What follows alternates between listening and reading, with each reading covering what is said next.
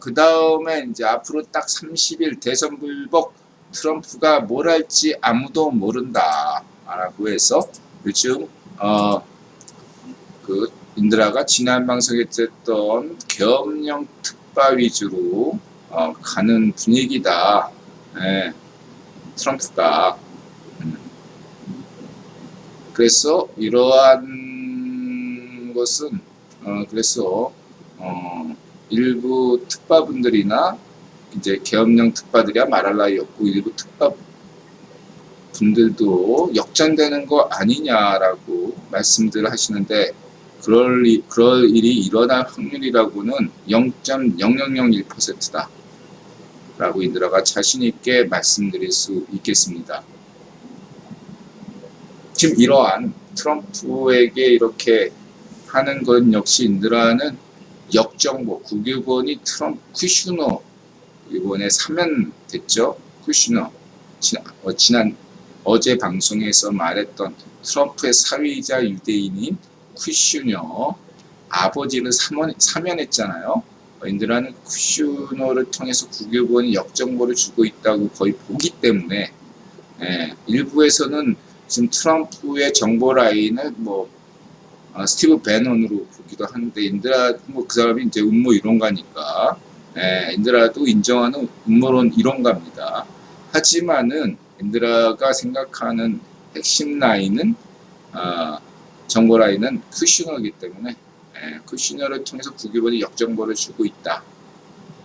그래서 트럼프가 역전할 확률은 0.0001%다.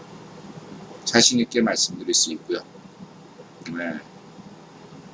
이러한 사태로 트럼프가 어떤 결정을 하든지 최후가 비참해질 수 있다. 끝이 아름다워야 되는데 트럼프 앞날이 갈수록 비참해지는 그림이 그려지고 있습니다.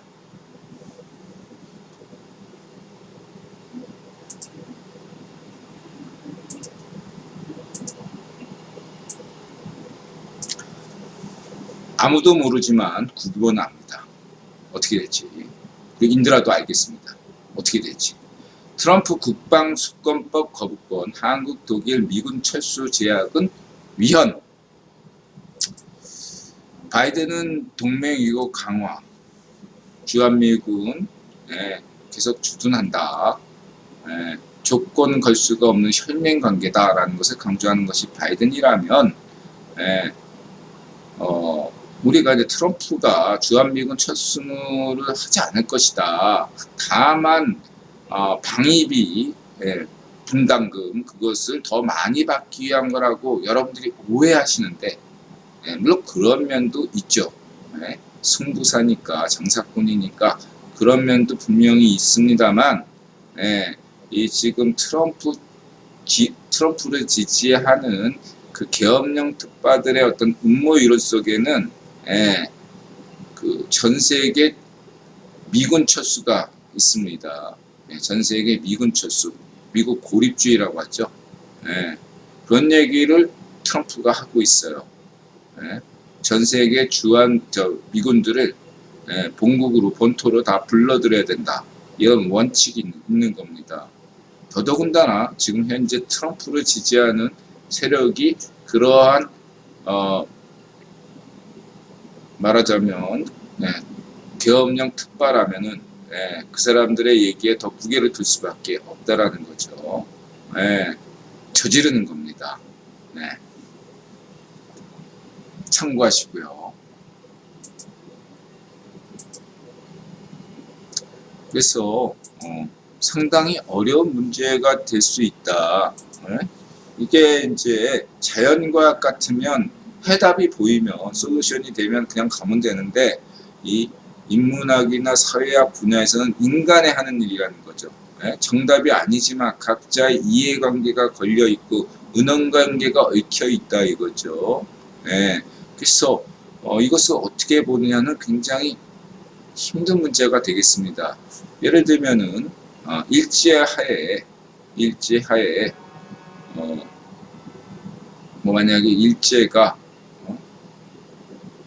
그 자치를 보장해주고 자치를 보장해주고 한국인을 뭐 총독으로 해주겠다고 만약에 제안, 해방은 일제로서는 받아들일 수 없고 대신에 자치를 해주겠다, 투표로서 해주겠다, 이런 제안을 했다 칩시다. 그리고 총독 후보는 일제가 정한다. 그래서 홍영표, 김무성, 홍영표와 김무성을 딱 내세우고 둘 중에 한 사람을 총독으로 뽑아라.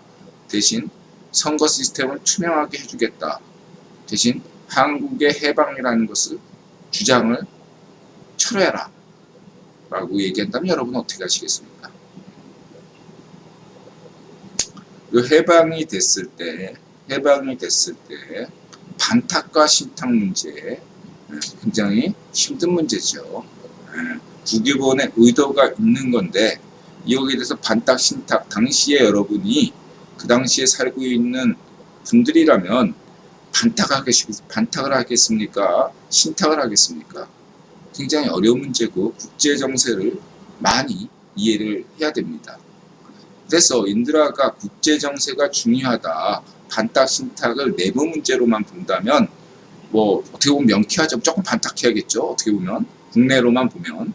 그러나 국제 정세를 보다 이해하면 이해할수록 그 복잡한 국제 역학관계에 특히 구유본론을 이해할수록 이 문제가 굉장히 어렵다라는 것을 이해할 수 있을 것입니다. 이때 어떤 길을 가는 것이 현명한 선택인가 라고 여러분들에게 질문드릴 수가 있는 것이죠.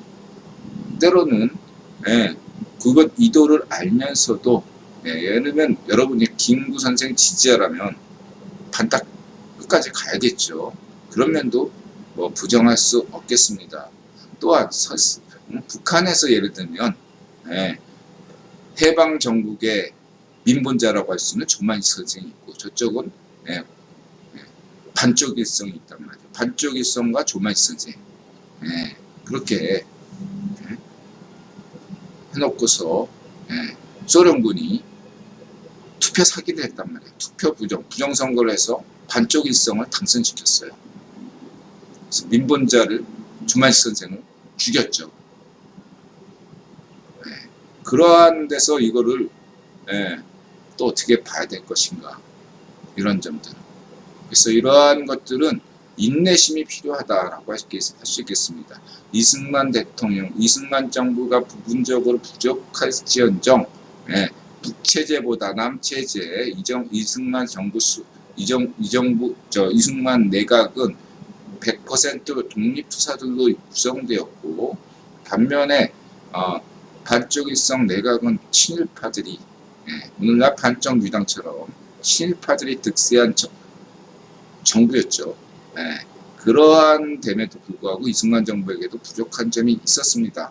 그러한 것들은 이후에 박정희 정부와 김구 선생 아드님이신 김신 장군의 그러한 노력, 이승만 대통령과 박정희 대통령 이 두 분의 노력으로 대한민국이 오늘날 있어 왔다는 점은 이것은 단순히 1, 2년을 기다리는 것이 아니라 20, 30년의 장구한 시간 동안에 인내해야 될 문제다라고도 볼 수 있는 것입니다.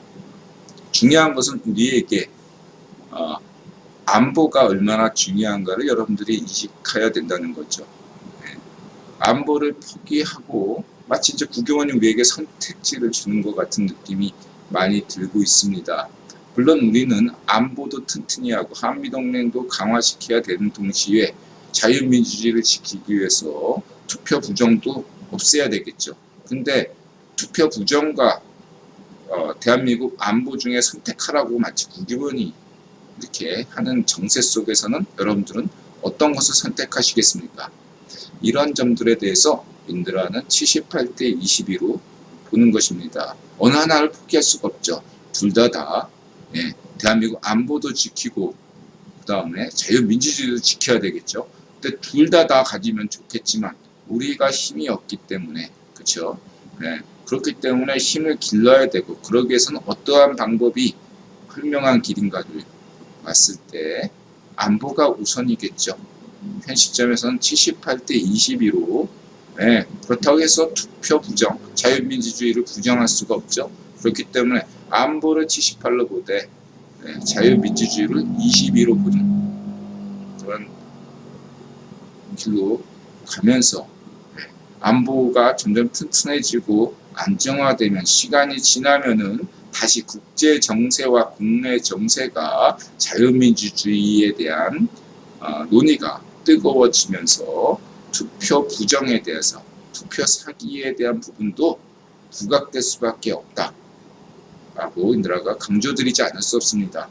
언젠가는 투표 부정은 부정투표는 반드시 4.15 부정선거는 반드시 밝혀질 것입니다. 시간의 문제고 그랬을 때 그 문제에서 이것과 관련돼서 판사나 어떤 법조인이나 정치인들이 관여된다면 그들은 맥노라는 소리와 상당한 징벌이 가해질 것이다 라고 인드라는 보지 않을 수 없습니다. 역사적 죄와 그 다음에 개인에게 그 가족들에게 엄청난 부담을 줄 것이다. 당장에 뭐 문천지 이미 그 네임덕 가속화되고 있는 문천지의 협박에 굴할 것인가 아니면은 맞서 싸울 것인가를 법조인들이 잘 선택해야 될 것입니다.